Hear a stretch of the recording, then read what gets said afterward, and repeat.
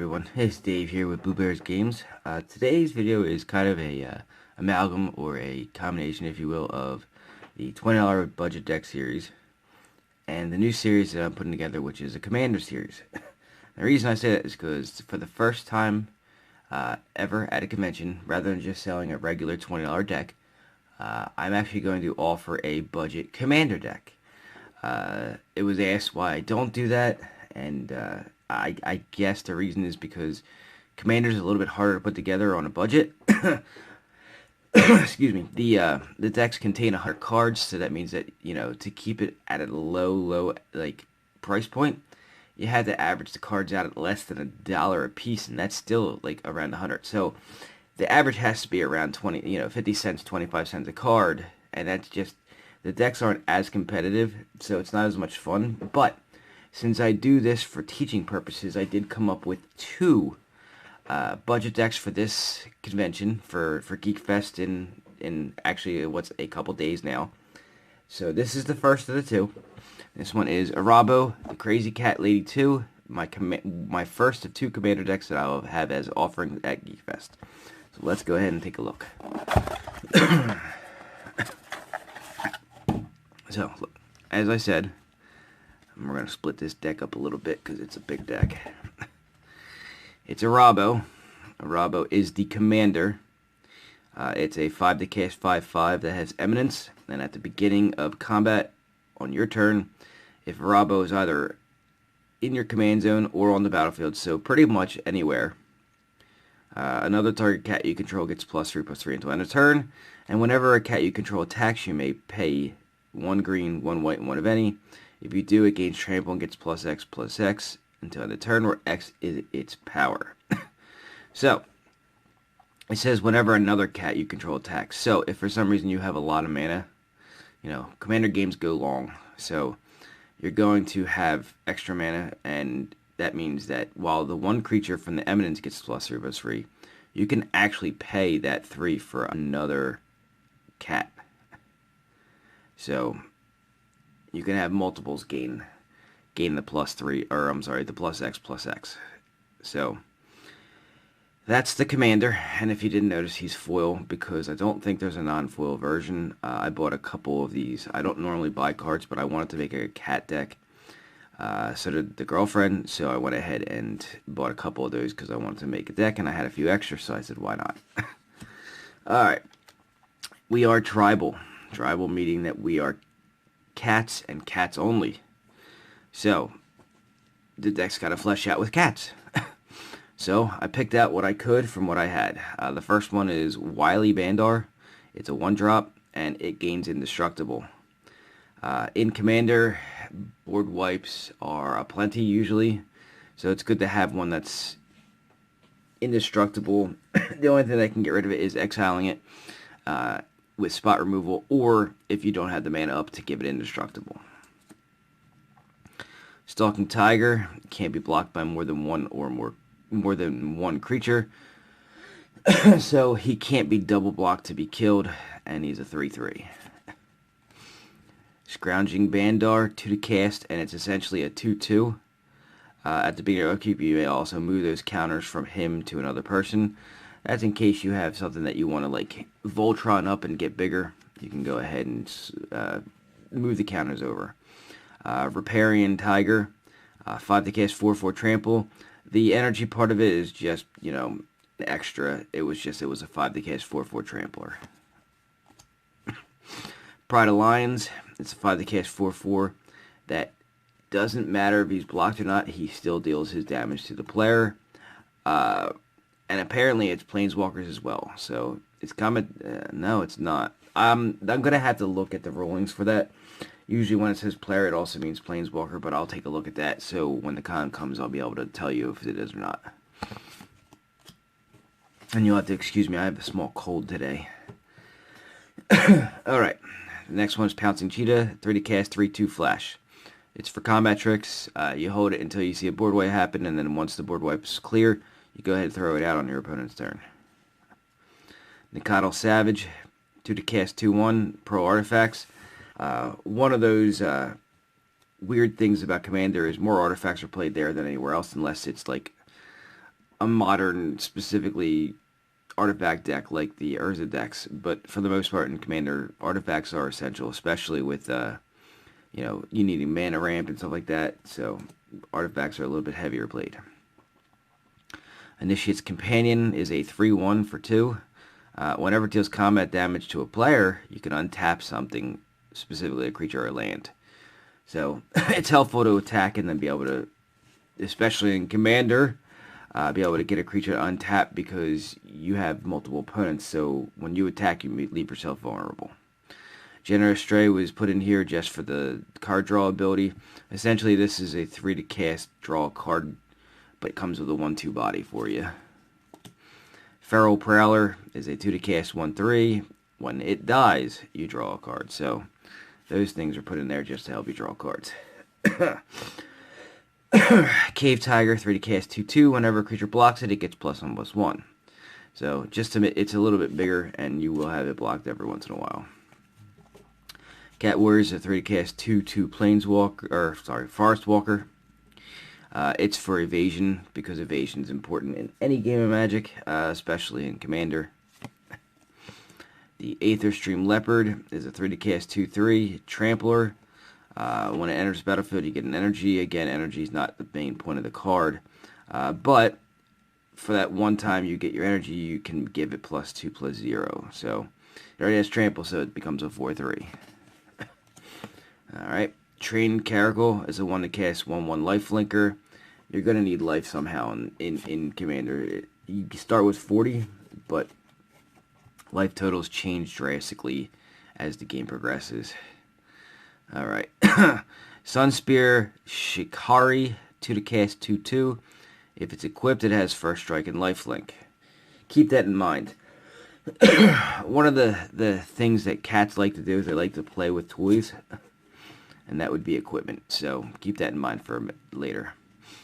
Sky Hunter Skirmisher. It's one of the very few, there are a couple, but there are very few flyers. This one just happens to have double strike, and it's a 1/1. Sky Hunter Prowler is a 3 to cast 1/3. It's flying and vigilance. Again, I needed to find a way to get flying in here, and this was about, they didn't have very many choices for cats, so I had to get what I could. 2 to cast 2/2 the Silvercoat Lion. It's just a cat to have in there just in case you need early drops. Sky Hunter Patrol is one of the last, I think, maybe. Flying, First Strike, 2/3 for 4. I think it's one of the last cats that I have found that was flying. Sacred Cat, because it keeps coming back. You know, not keeps, but it comes back. So it's your 1-drop, and it's got lifelink just like the Trained Caracal, only this one can embalm for the same cost. So essentially it's 2 creatures for 1.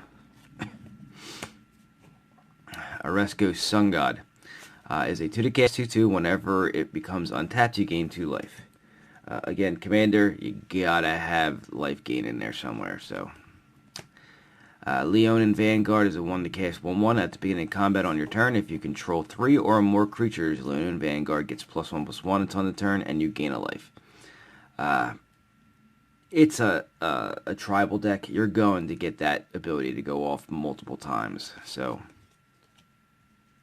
Leonin Relic Warder, 2 to cast 2/2.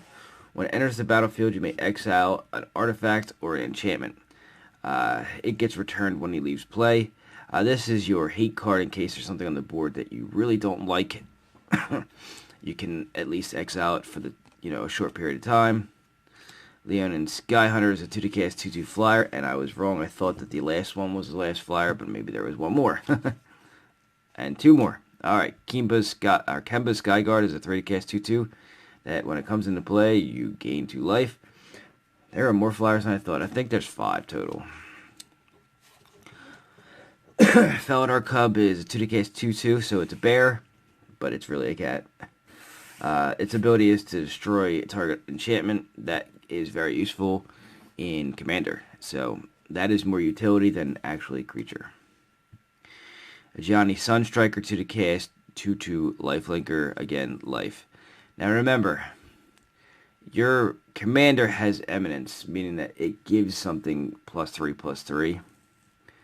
So these creatures may look small, but they will grow as time goes on. And there are other things that are going to be in here that I show you that will make that more of a possibility as well. So just keep watching. Johnny's Primate. The reason why I have the life gain in the deck is so that this guy can grow if he's out. Whenever you gain life, you may put a +1/+1 counter on him. It's each instance, so not for each life, but for each instance. So if you untap the guy who what was his name? The guy who has oh, you have to excuse me, my MS is acting up today. The Felidar Sovereign, I think it was, or not the Sovereign. What was it? The guy who is inspired, though, when he untaps and you gain 2 life, he gets a +1/+1 counter if he's in play. Then if you cast a creature like the Kimba Skyguard, who when he comes into play you gain 2 life, it's another instance, he puts another +1/+1 counter. So each time, or each instance that you gain life, it counts for him. So keep that in mind when you're playing. So that was the initial creatures for the deck. There was a lot of them because we are a tribal deck. There's a couple more in the rare slots, but for the most part, that was the extent of them. So, since we're playing Commander, you need utility cards. The first one up is Creeping Mold. It destroys an artifact, land, or enchantment. The land part is the more important of the 3 choices, because lands can't be interacted with most of the time, except for through other lands, and things like Stone Rains, but that's in red, you know. So, it's important because there are a lot of lands that really can mess up your day. Glacial Chasm in Commander, where you can't damage your opponent at all, comes to mind. So this kind of helps clear the board of that. And then Bramble Crush, almost the same thing as the Creeping Mold, except for it's a non-creature permanent, so that includes other things. That includes a land, an artifact, and an enchantment, but it includes other things that are just not a creature. So you go ahead and you use that for that. I've told you we're a tribal. That means we have a lot of creatures. So Overcome and actually with that Overrun, they both do kind of the same thing. It says creatures you control get a ++ and trample until end of turn. So that's important. That's basically your swarm and kill cards. So these 2 right here act as your I'm gonna win the game cards for the most part. Peregrination says search your library for up to 2 basic land cards, reveal the cards and put them on the battlefield tapped. Put one on the battlefield tapped, the other in your hand, and then scry 1. There's a bunch of ramp in here. We're playing green, so you utilize that so that you can get your lands out faster. It also helps clear out the bad draws for later in the match. So I got that. Then we go with Kadama's Reach, which is to search your library for up to 2 basic land cards, reveal those cards, and put one on the battlefield tapped and the other into your hand. So again, more clearing out lands, putting them into play, ramping out so you can get bigger costed things out quicker. Grow for the Ashes is 3 cast sorcery that does it. It's got a kicker of 2. So you search your library for a basic land card, put it on the battlefield, and shelf your library. If the spell was kicked, you can search for 2. So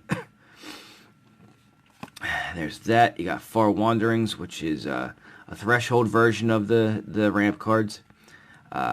It searches your library for a basic land card and put it into play tapped. But if you have threshold, you can search for 3. So it's pretty good. Rampant Growth. The reason why we call it ramp is because Rampant Growth was one of the original cards to do that. It searches your library for a basic land card and put it into play tapped. So remember that. Some ramp cards put them into your hand, some put them into play. I think I chose for this deck, almost all of them put at least 1 or more into play. So Nature's Chosen was for the pesky artifact or enchantment that is possibly played on your opponent's side. You have to have some kind of utility. That was one of them. Natural End, same thing. Destroy target artifact or enchantment and you gain 3 life. Conclave Tribunal. This one's a little bit different. It's an enchantment that exiles a permanent that's not a land. It also has Convoke, meaning that because, we're heavy on creatures, you can actually use your creatures to pay for this. It's to help remove troublesome anything on the board, and you don't even have to spend your mana to do it. Pacifism is for those really big creatures that you can't do anything about, that are indestructible or what have you. You just go ahead and slap that on it, and it's also useless. Oblivion Ring is like the Tribunal, only it costs one less and doesn't have to convoke. It's to get rid of anything that's pesky on the board that's not a land. Same thing with Ixalan's Binding. If you haven't noticed, this is more of a prison style deck where I have a lot of things that help remove problems in different ways without actually destroying them, because that's not really what it's about. The more enchantments on the board that you have, sometimes the better, depending on what I have left, and there are some things left. So this one enters the battlefield and exiles another non-land until it leaves play. However, it says your opponents can't cast spells with the same name as that exiled card. That in Commander isn't always as important as it is in 60 card Magic, because you don't have duplicates in any deck, but you have multiple opponents now. And this says opponents, not that opponent, not the person who controlled the card. It just says opponents can't play.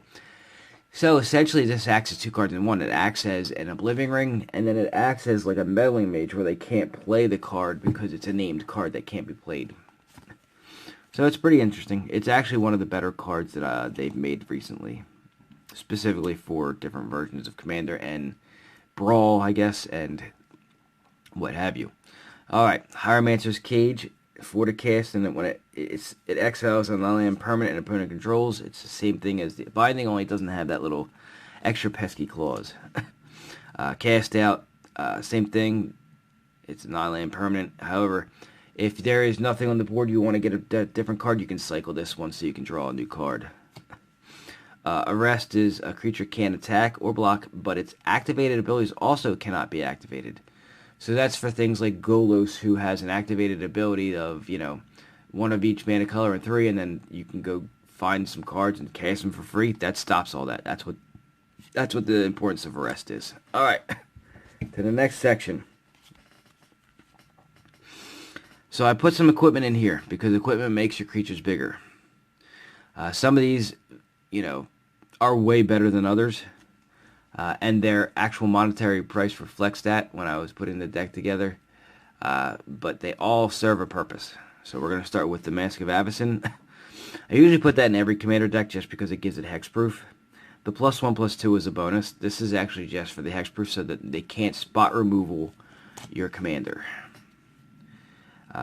Pennon Blade. Equipped creature gets +1/+1 for each creature you control. Like I've said it before, we are tribal, we are heavy on the creatures. This will make them beefy. Bone Splitter, it gives it +2/+0 for a cheap equip cost. That's why this is in there. Now, we are green, we are white. The one weakness we have is that, we can remove things all day long. We cannot draw cards, so Infiltration Lens will be that fixer. It's whenever a quick creature becomes blocked by a creature, you may draw 2 cards. You have to rely on your opponent to actually block them, but depending on the creature that's attacking in, they will be blocked. Explorer Scope is whenever a equipped creature attacks, look at the top card of your library. If it is a land card, you may put it onto the battlefield tapped. It helps eliminate bad draws. It's almost essentially like drawing a card, only it's a little bit better, because even if you've played a land for the turn, Explorer Scope does not count for that. It will put it into play. Darksteel Axe, it is a indestructible, so it never leaves the battlefield unless somebody exiles an artifact, and they're not going to waste their time on that. Darksteel Axe doesn't do enough for that to warrant a spot removal that exiles. Alright, now we're into the rares. Sword of the Perons. It's a for the cast equipment. As long as equipped creature is tapped, tapped creatures you control get +2/+0. As long as equipped creature is untapped, they get +0/+2. You may tap or untap a creature. So, this is where combat tricks come into play. This is where you have surprise things. So, when you attack, you tap creatures unless they have vigilance. I don't think I put any vigilance creatures in here. So everybody that's attacking when this is equipped to somebody gets +2/+0. Okay?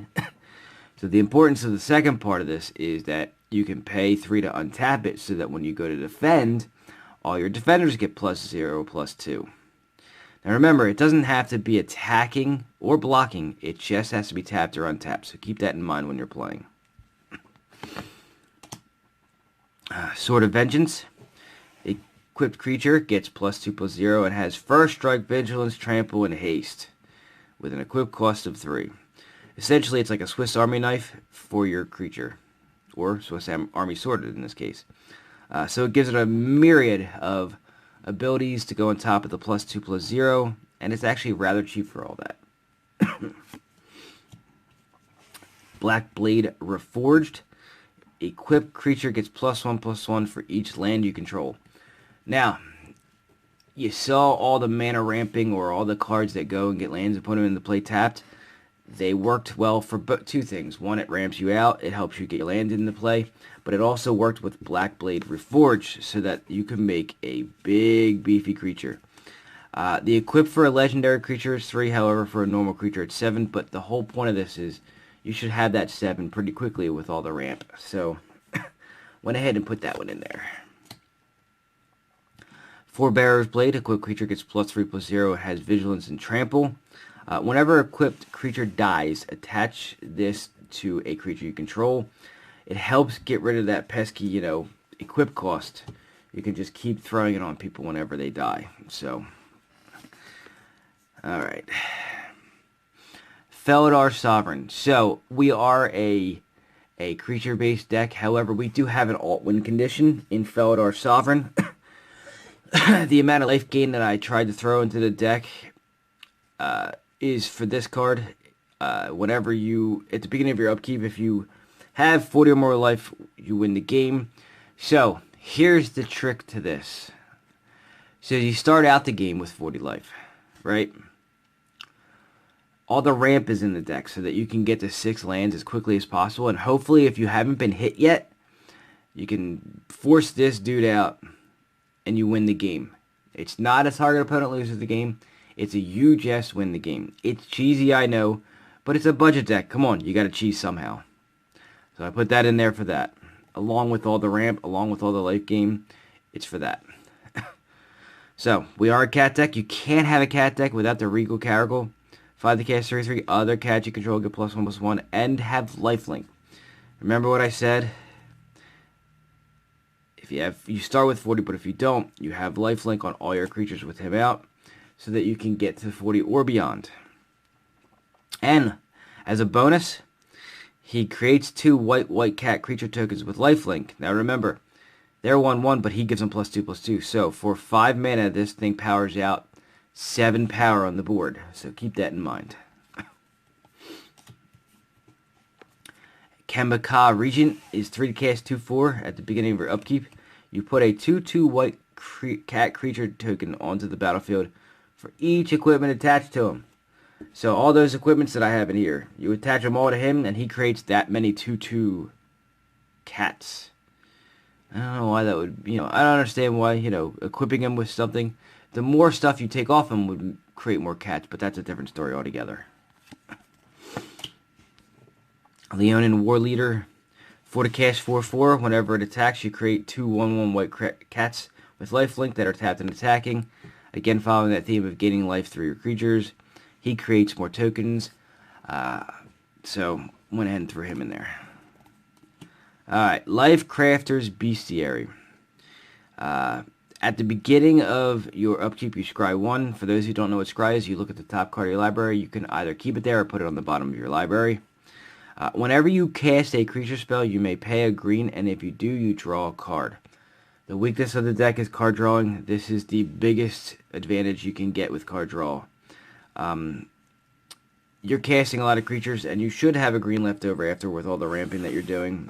So, this should draw you an average per game if you get it out early, probably about 5 to 7 cards. So, it's quite helpful.